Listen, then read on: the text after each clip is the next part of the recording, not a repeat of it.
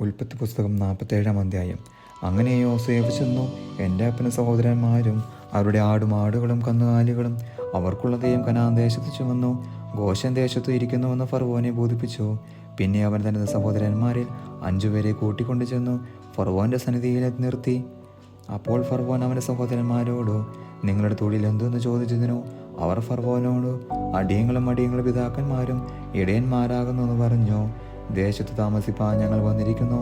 Canaan ദേശത്ത് ക്ഷാമം കഠിനമായിരിക്കാൽ അടിയങ്ങളുടെ ആടുകൾക്ക് മേച്ചിലില്ല. അടിയങ്ങൾ ഗോശൻ ദേശത്ത് പാർത്തുകൊള്ളട്ടെ എന്ന് അവർ ഫറവോനോട് പറഞ്ഞു. ഫറവോൻ യോസേഫിനോട് നിന്റെ അപ്പനും സഹോദരന്മാരും നിന്റെ അടുക്കൽ വന്നിരിക്കുന്നുവല്ലോ. മിസ്രയീം ദേശത്തിൻ്റെ മുമ്പാകെ ഇരിക്കുന്നു.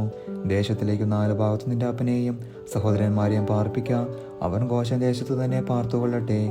അവരിൽ പ്രാപ്തന്മാരുണ്ടെന്ന് നീ അറിയുന്നുവെങ്കിൽ അവരെ എൻ്റെ ആടുമാടുകളെ മേൽ വിചാരന്മാരാക്കി വയ്ക്കുക എന്ന് കൽപ്പിച്ചു. യോസേഫ് തൻ്റെ അപ്പനായ യാക്കോബിനെയും അകത്തു കൊണ്ടുവന്നു. അവനെ ഫറവോൻ്റെ സന്നിധിയിൽ നിർത്തി. യാക്കോബ് ഫറവോനെ അനുഗ്രഹിച്ചു. ഫറവോൻ യാക്കോബിനോട് എത്ര വയസ്സായി എന്ന് ചോദിച്ചു. യാക്കോബ് ഫറവോനോട് എൻ്റെ പരദേശ പ്രയാണത്തിൻ്റെ കാലം 130 സംവത്സരമായിരിക്കുന്നു. എൻ്റെ ആയുഷ്കാലം ചുരുക്കവും കഷ്ടമുള്ളതും അത്രേ.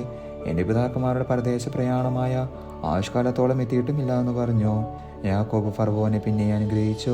ഫറവോൻ്റെ സന്നിധിയിൽ നിന്ന് പോയി. അനന്തരം യോസേഫ് തൻ്റെ അപ്പനെയും സഹോദരന്മാരെയും കുടിപാർപ്പിച്ചു. ഫറവോൻ കൽപ്പിച്ചതുപോലെ അവർക്ക് മിസ്രയീം ദേശത്തിലേക്ക് നല്ല ഭാഗമായ രമസേസ് ദേശത്ത് അവകാശം കൊടുത്തു. യോസേഫ് തൻ്റെ അപ്പനെയും സഹോദരന്മാരെയും അപ്പൻ്റെ കുടുംബത്തെയൊക്കെയും കുഞ്ഞുകുട്ടികളുടെ എണ്ണത്തിന് ഒത്തവണ്ണം ആഹാരം കൊടുത്തു രക്ഷിച്ചു. എന്നാൽ ക്ഷാമം ഏറ്റവും കഠിനമായിരിക്കുന്നതുകൊണ്ട് ദേശത്തെങ്ങും ആഹാരമില്ലാതെയായി. മിസ്രയീം ദേശവും കനാൻ ദേശവും ക്ഷാമം കൊണ്ട് വലഞ്ഞു. ജനങ്ങൾ വാങ്ങിയ ധാന്യത്തിനും വില യോസേഫ് മിസ്രയീം ദേശത്തും കനാൻ ദേശത്തുമുള്ള പണമൊക്കെയും ശേഖരിച്ചു. പണം യോസേഫ് ഫറവോന്റെ ഗൃഹത്തിൽ കൊണ്ടുവന്നു. മിസ്രയീം ദേശത്തും കനാൻ ദേശത്തും പണമില്ലാതെ ആയപ്പോൾ മിസ്രയീമിലൊക്കെയും യോസേഫിന്റെ അടുക്കൽ ചെന്നു. ഞങ്ങൾക്ക് ആഹാരം തരയണമെന്ന് ഞങ്ങൾ നിന്റെ മുമ്പിൽ കിടന്നു മരിക്കുന്നത് എന്തിനോ? പണം തീർന്നുപോയി എന്ന് പറഞ്ഞു. അതിന് യോസേഫ് നിങ്ങളുടെ ആടുമാടുകളെ തരുവീൻ. പണം തീർന്നു പോയെങ്കിൽ നിങ്ങളുടെ ആടുമാടുകളെ വിലയായി വാങ്ങി ഞാൻ തരാമെന്ന് പറഞ്ഞു. അങ്ങനെ അവർ തങ്ങളുടെ കന്നുകാലികളെ യോസേഫിൻ്റെ അടുക്കൽ കൊണ്ടുവന്നു. കുതിര, ആട്, കന്നുകാലി, കഴുത എന്നിവ യോസേഫ് വിലയായി വാങ്ങി അവർക്ക് ആഹാരം കൊടുത്തു. ആ ആണ്ടിൽ അവരുടെ കന്നുകാലികളെല്ലാം വാങ്ങി ആഹാരം കൊടുത്തു അവരെ രക്ഷിച്ചു. ആ ആണ്ട് കഴിഞ്ഞു. പിറ്റേ ആണ്ടിൽ അവർ അവൻ്റെ അടുക്കൽ ചെന്നു. അവനോട് പറഞ്ഞത് അവൻ്റെ പണം ചെലവായി മൃഗക്കൂട്ടങ്ങളും യജമാനു ചേർന്നു. ഞങ്ങളുടെ ശരീരങ്ങളും നിലങ്ങളുമല്ലാതെ യജമാന്റെ മുമ്പാകെ ഒന്നും ശേഷിപ്പില്ല എന്നുള്ളത് യജമാനെ ഞങ്ങൾ മറക്കുന്നില്ല. ഞങ്ങളും ഞങ്ങളുടെ നിലവും നിന്റെ കണ്ണിന് മുമ്പിൽ എന്തിനു നശിക്കുന്നു?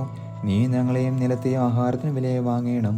ഞങ്ങൾ നിലവുമായി ഫറവോന് അടിമകളാകട്ടെ. ഞങ്ങൾ മരിക്കാതെ ജീവനോടിരിക്കേണ്ടതിനും നിലം ശൂന്യമായി പോകാതിരിക്കേണ്ടതിനും ഞങ്ങൾക്ക് വിത്ത് തരയണം. അങ്ങനെ യോസേഫ് മിസ്രയീമിലെ നിലമൊക്കെയും ഫറവോന് വിലയ്ക്ക് വാങ്ങി. ക്ഷാമം പ്രബലപ്പെട്ടതുകൊണ്ടും മിസ്രയീമ്യർ തങ്ങളുടെ നിലം വിറ്റു. നിലമെല്ലാം ഫറവോന് പായി.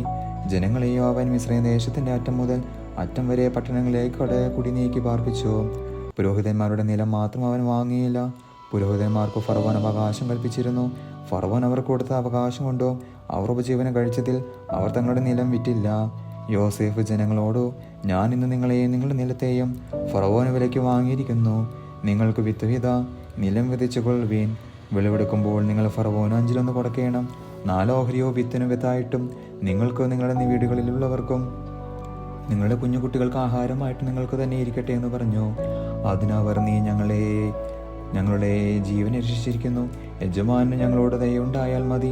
ഞങ്ങൾ ഫറവോന് അടിമകളായി കൊള്ളാമെന്ന് പറഞ്ഞു. 5 ഫറവോന് ചെല്ലണമെന്നിങ്ങനെ യോസേഫ് മിസ്രയീമിലെ നിലങ്ങളെ സംബന്ധിച്ച് വെച്ചു ചട്ടം ഇന്നുവരെയും നടപ്പാക്കുന്നു. പുരോഹിതന്മാരുടെ നിലം മാത്രം ഫറവോന് ചേർന്നിട്ടില്ല. ഇസ്രായേൽ മിസ്രയീം ദേശത്തിലെ ഗോശൻ ദേശത്തോ പാർത്തു. അവിടെ അവകാശം സമ്പാദിച്ചു. ഏറ്റവും സന്താനപുഷ്ടിയുള്ളവരായി പെരുകി വന്നു.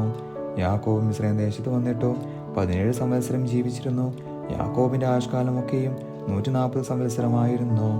ഇസ്രായേൽ മരിപ്പാനുള്ള കാലം അടുത്തപ്പോൾ അവൻ തന്റെ മകനായ യോസേഫിനെ വിളിപ്പിച്ചു. അവനോട് നിനക്ക് എന്നോട് കൃപയുണ്ടെങ്കിൽ നിന്റെ കൈ എൻ്റെ തുടങ്ങിയിൽ കീഴിൽ വയ്ക്കുക. എന്നോട് ദയയും വിശ്വസ്തയും കാണിച്ചു. എന്നെ മിസ്രയീമിൽ അടയ്ക്കാതെ ഞാൻ എൻ്റെ പിതാക്കന്മാരെ പോലെ നിദ്ര കൊള്ളുമ്പോൾ എന്നെ മിസ്രയീമിൽ നിന്ന് എടുത്തുകൊണ്ടുപോയി അവരുടെ ശ്മശാന ഭൂമിയിൽ അടയ്ക്കണമെന്ന് പറഞ്ഞു. നിന്റെ കൽപ്പന പ്രകാരം ഞാൻ ചെയ്യാമെന്ന് അവൻ പറഞ്ഞു. എന്നോട് സത്യം ചെയ്ത എന്നും അവൻ പറഞ്ഞു. അവൻ സത്യവും ചെയ്തു.